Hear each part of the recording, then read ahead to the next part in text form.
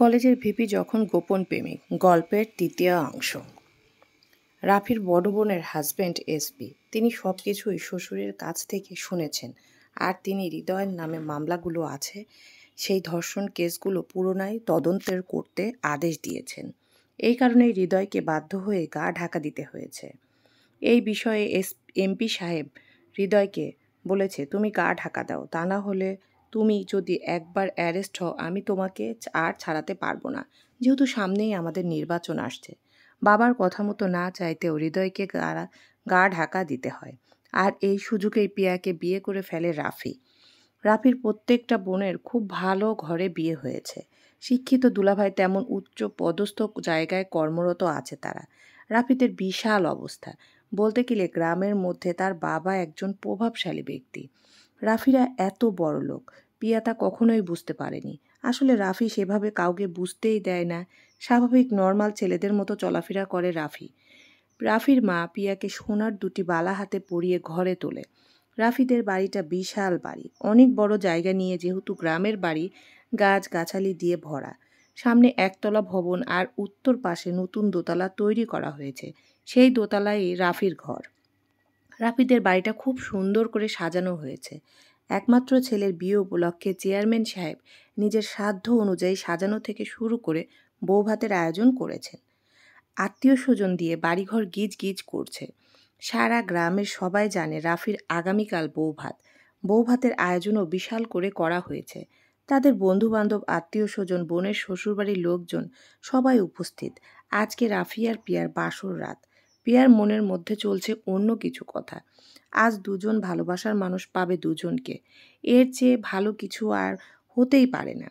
যে মেয়ে ভালোবাসা পায় সেও অনেক ভাগ্যবতী, আর যার কপালে ভালোবাসা জোটে না তার মতো দুর্ভাগা এই পৃথিবীতে আর কেউ নেই। রাফির বোনেরা পিয়াকে ঘরের মধ্যে নিয়ে যায়। যেহেতু রাফিরা অনেক দূর থেকে এসেছে, সারাদিন অনেক পরিশ্রম গিয়েছে, তাই পিয়াকে চেঞ্জ করিয়ে দেয়। রাফির বোন পিয়াকে একটা হালকা নেভি ব্লু কালারের জামদানি শাড়ি পরিয়ে দেয়।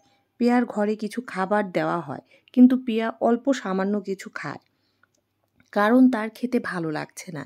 এখন রাত প্রায় 10টা বাজে। সবাইকে খাবার খাওয়ার জন্য ডাকা হচ্ছে। রাফিও পিয়াকে ডাকতে যায়। পিয়া ছিল রাফির মায়ের ঘরে বোনেদের সাথে। রাফি যেয়ে পিয়াকে ডেকে নিয়ে একটু পাশের ঘরে যায়। তারপর একটি প্যাকেট পিয়ার হাতে দেয়। পিয়া বলে, কি? রাফি কাছে এসে পিয়ার কানে কানে বলে, তোমার দরকারি জিনিস। তুমি অসুস্থ, একটিবার আমাকে বলবে না? হায় আল্লাহ, এটা কি আজই আমার বাসর রাতে হতে হলো? পিয়া লজ্জায় মাথা নিচু করে নেয়। এক্ষুনি ওয়াশরুমে যাও, আমি বাইরে দাঁড়িয়ে আছি। পিয়ার মন ভালো লাগায় ছুঁয়ে যায়। বোঝার চেষ্টা করে রাফি কখন বুঝলো যে তার পিরিয়ড হয়েছে।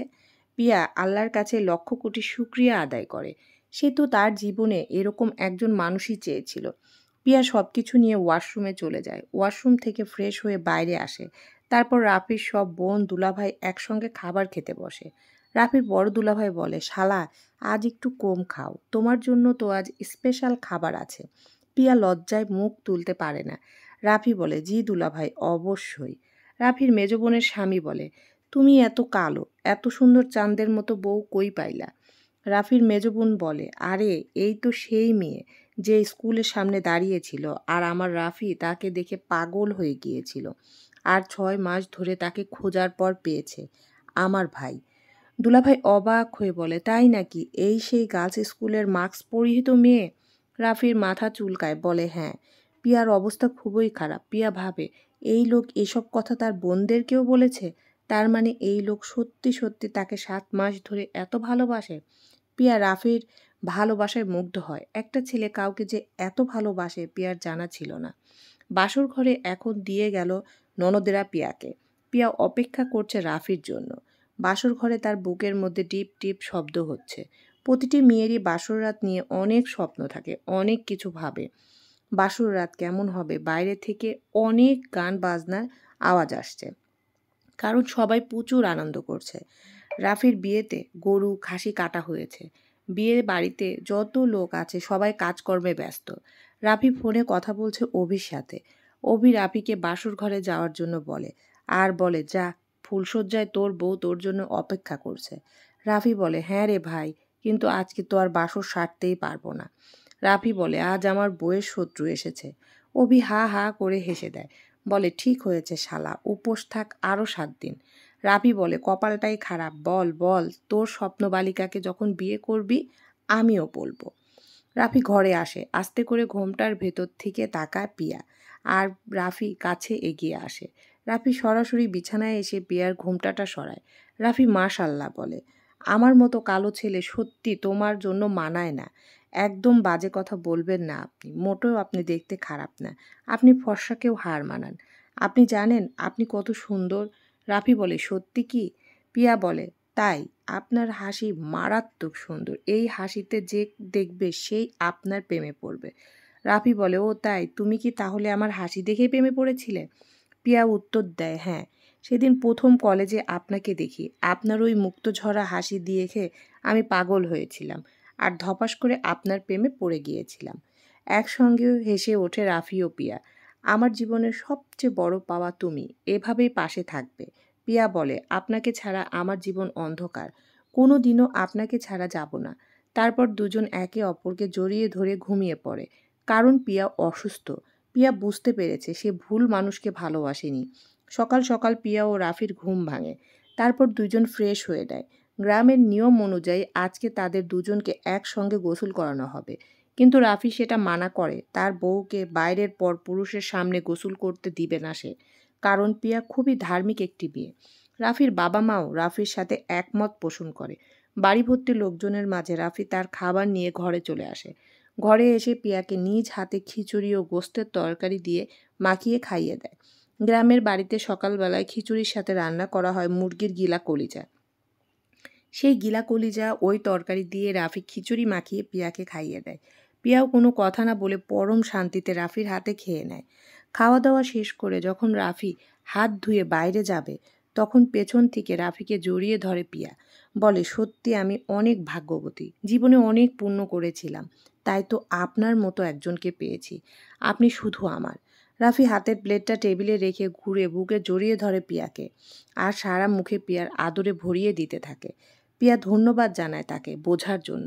আসলে ভালোবাসা হয় দুটি আত্মার মিলন, হ্যাঁ, দুটি দেহর মিলন অবশ্যই, কিন্তু সেই জায়গায় থাকতে হবে সম্মান, একে অপরের প্রতি অগাধ ভালোবাসা, যা পিয়া পেয়েছে রাফির মধ্যে।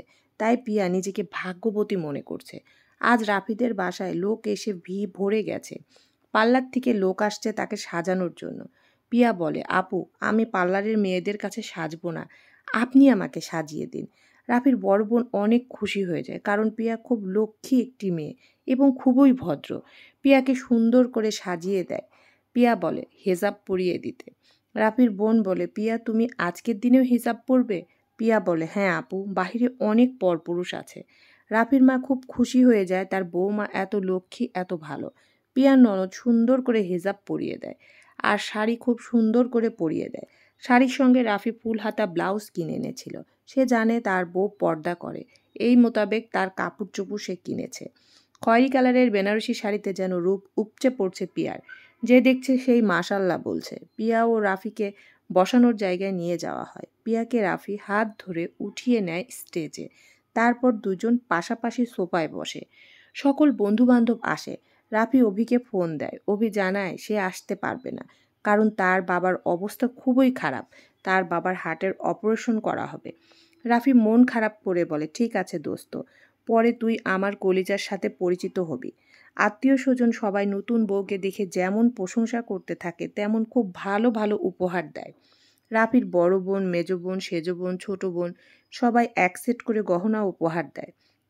পিয়া অবাক হয়ে যায়, এত গহনা সে কী করবে? রাফি ইশারায় বলে নিতে। পিয়া সেগুলো নিয়ে নেয়। তারপর এগিয়ে গিয়ে শাশুড়ি মার হাতে সব কিছু দিয়ে দেয়। এই দৃশ্য দেখে রাফির বোন বলে এটা কি করলে? পিয়া বলে আম্মুর কাছেই থাক, আমি এসব দিয়ে কি করব। সবার ভালোবাসা বেড়ে যায় পিয়ার প্রতি। রাফি সব বন্ধু বান্ধবীরা এসে ঠাট্টা করতে থাকে, বলতে থাকে এই পিয়াকেই আমরা জ্বালানোর জন্য কি করেছি। রাফির প্রথম দিন র‍্যাগ দেওয়ার জন্য যে মেয়েটিকে ধন্যবাদ দিয়েছিল সেই মেয়েটি প্রশ্ন করে, আচ্ছা রাফি বলতো, সেদিন যেদিন তোর বউ পিয়াকে আমি র‍্যাগ দিয়েছিলাম, তুই সেদিন আমাকে কেন ধন্যবাদ দিয়েছিলি? রাফি বলে কারণ সেদিন তোর কারণেই আমি আমার এই ভালোবাসার মানুষের হাত পা সব দেখতে পেরেছিলাম, তাই তোকে ধন্যবাদ দিয়েছিলাম। ওর পা দেখার আমার খুব ইচ্ছা ছিল, ওর মুখ দেখেছিলাম, হাতও দেখেছিলাম, কিন্তু ওর পা কখনোই দেখতে পারিনি, কারণ ওর পায়ে মোজা পড়তো। তাই তোর কারণে সেদিন প্রথম ওর পা দেখেছিলাম। রাফির বান্ধবী মেয়েটি বলে, তাই তুই সত্যিই পাগল প্রেমিক, তোর বউয়ের জন্য তুই দেওয়ানা। রাফি হেসে বলে, ঠিক বলেছিস, সত্যিই আমি পাগল প্রেমিক, আমার বউয়ের আশিক। ওদের কথা বলার মধ্যে রাফির দুলাভাই রাফিকে ডাক দেয়। রাফি ও পিয়া দুলাভাইয়ের কাছে চলে যায়। রাফির বড় দুলাভাই শালা ও শালার বউকে কক্সবাজারের টিকিট গিফট করে আর বলে, শালা কালকেই তোমাদের ফ্লাইট, চলে যাও বউকে নিয়ে হানিমুনে। রাফি দুলাভাইকে জড়িয়ে ধরে বলে, থ্যাংক ইউ দুলাভাই, এটা ছিল বেস্ট গিফট। অনুষ্ঠান শেষে পরের দিনই সবাই বাড়ি থেকে চলে যায়। রাফি আর পিয়া তাদের হানিমুনের উদ্দেশ্যে রওনা হয়। পিয়া খুশিতে আত্মহারা হয়ে রাফির হাত জড়িয়ে ধরে, কারণ পিয়া জীবনের প্রথম প্লেনে উঠবে। ওরা খুব আনন্দে প্লেনে ওঠে। প্লেনের জানালা দিয়ে পিয়া আকাশে একবার তো একবার মাটিতে দেখছিল আর রাফিকে বলছিল, দেখুন সাদা সাদা মেঘ ভেসে বেড়াচ্ছে, আমার ভীষণ আনন্দ হচ্ছে। রাফি পিয়াকে বলে, সমুদ্র দেখবে, সমুদ্র আরও সুন্দর। আসলে পিয়া কখনো কক্সবাজারে যায় নাই, তাই তো তার কাছে আনন্দের যেন সীমা নেই। ওই যে আমাদের জীবনে কিছু কিছু মুহূর্ত আসে, আনন্দ পাই, হঠাৎ করে তার মধ্যে কারো না কারো নজর লেগে যায়। পিয়া আর রাফির সাথেও তাই হয়েছিল। আজ অভি তার বাবার অপারেশন শেষ করে ফোন করে তার সেই জুনিয়র ভাইয়ের কাছে। সে পিয়ার দেখাশোনার জন্য রেখেছে। ছেলেটি অভির ফোন তোলে। অভি বলে, তার স্বপ্ন বালিকা কেমন আছে? ছেলেটি বলতে পারে না যে, ভাই আপনার স্বপ্ন বালিকাই রাফি ভাইয়ের বউ। জি ভালো আছে। ছেলেটি অভির কাছে মিথ্যা কথা বলে। ওকে এখন কিভাবে বলবে আপনার মনের মানুষ আর কেউ নয়, তারই জানের বন্ধু রাফির বউ। ছেলেটিও জানতো না যে রাফিও এই মেয়েকেই ভালোবাসে, তাহলে হয়তো সে এত বড় ভুল করতো না। সে সেদিনই অভিকে জানিয়ে দিত যে, আপনি যাকে ভালোবাসেন আমাদের রাফি ভাইও তাকেই ভালোবাসে। তার ভালোবাসার মানুষ এখন তার প্রাণপ্রিয় বন্ধুর বউ। অভি বলে, সব সময় ওর দিকে খেয়াল রাখবি, কোনো ছেলে যেন ওর দিকে নজর না দেয়। তুই তো জানিস রাফি বিয়ে করেছে। রাফির বউয়ের দিকে কিন্তু এমপির ছেলে বাজে নজর দিয়েছিল। আমার স্বপ্ন বালিকাকে তোর ভাবিকে দিকে ভালোভাবে খেয়াল রাখবি। ছেলেটি বলে, ভাই আপনি চিন্তা করবেন না, আমি ভালোভাবেই ভাবির দিকে খেয়াল রাখবো। অভির বাবা একটু সুস্থ হলে সে চলে আসবে বাবার তার স্বপ্ন বালিকার কাছে। অভির কথা শুনে ছেলেটির মন ভীষণ খারাপ হয়ে যায়। ছেলেটির চোখ দিয়ে দুফোঁটা পানি গড়িয়ে পড়ে। রাসেলকে বলে, আচ্ছা রাসেল বলতো, ভালোবাসা এত খারাপ কেন? রাসেল বলে, কেন, কি হয়েছে? সমস্ত ঘটনা খুলে বলে ছেলেটি রাসেলকে। রাসেল আঁতকে ওঠে যে তার ভাই রাফি ভালোবেসে বিয়ে করেছে তাদের ভাবি, সেই ভাবিকেই তার আরেক বড় ভাই এত ভালোবাসে। রাসেল ও সেই ছেলেটি দুইজনই আফসোস করে, দুইটা ভালো মানুষ একইভাবে কষ্ট পাবে। রাসেল বলে, পিয়া ভাবি রাফি ভাইকে ভালোবাসে। ছেলেটি বলে, হ্যাঁ আমি সেদিনই বুঝতে পেরেছি, যেদিন কলেজে এমপির ছেলের ভয়ে পিয়া ভাবি রাফি ভাইকে জড়িয়ে ধরেছিল। সেদিনই সব কিছু দেখেছি, কিন্তু আমার সাহস হয়নি অভি ভাইকে এসব বলার। আমি পিয়া ভাবির জন্য মারাত্মক ভালোবাসা দেখেছি অভি ভাইয়ের চোখে। আমি তো জানতাম না এই মেয়েটিকে রাফি ভাইও ভালোবাসে। আমি জানতাম এটা অভি ভাইয়ের স্বপ্নবালিকা, আর স্বপ্নবালিকা ছিল এই মেয়ে। অভি ভাই এর আগেও একটি মেয়েকে ভালোবেসে ধোঁকা খেয়েছে। অভি ভাইয়ের কপালটাই বোধহয় খারাপ, এবারও সে যাকে চাইল তাকে সে পেল না। রাসেল বলে, ভাগ্যের উপরে কারো হাত নেই, হয়তোবা অভি ভাইয়ের সাথে বিয়ে হবে না, তার সাথে হয়তোবা অভি ভাইয়ের জুড়ি লেখা ছিল না। রাফি ভাই ও পিয়া ভাবির বিয়ে হবে আল্লাহ তাআলা তাদের ভাগ্যে লিখেছিল, তাই তাদের বিয়ে হয়েছে। হঠাৎ করে একটি মারাত্মক খবর শুনে সবাই থমকে যায়। কালকে রাফি ও পিয়া যে প্লেনে করে কক্সবাজার গিয়েছিল সেই প্লেন অ্যাক্সিডেন্ট করেছে। হঠাৎ করে মেঘের অবস্থা খারাপ হওয়াতে ঝড়ের কারণে প্লেন নিয়ন্ত্রণ হারিয়ে সাগরে পড়ে যায়। বেশিরভাগ যাত্রী আহত হয়েছে আর নিখোঁজ রয়েছে। এই খবর শোনা মাত্র চেয়ারম্যান সাহেবের স্ত্রী চিৎকার করে বলে ওঠে, আমার রাফি, সন্তান হারানোর কষ্ট যে কত কঠিন মা ছাড়া কেউ বোঝে না। রাফির মেজ বোনের হাজব্যান্ড ও বোন দুজনেই ডাক্তার। তারা বেরিয়ে পড়ে কক্সবাজারের উদ্দেশ্যে। কক্সবাজারের প্রতিটি হসপিটাল তন্ন তন্ন করে খোঁজে। অ্যাক্সিডেন্টের ঘটনায় যাদেরকে হসপিটালে ভর্তি করা হয়েছে তাদের মধ্যে তারা খুঁজে পায় পিয়াকে।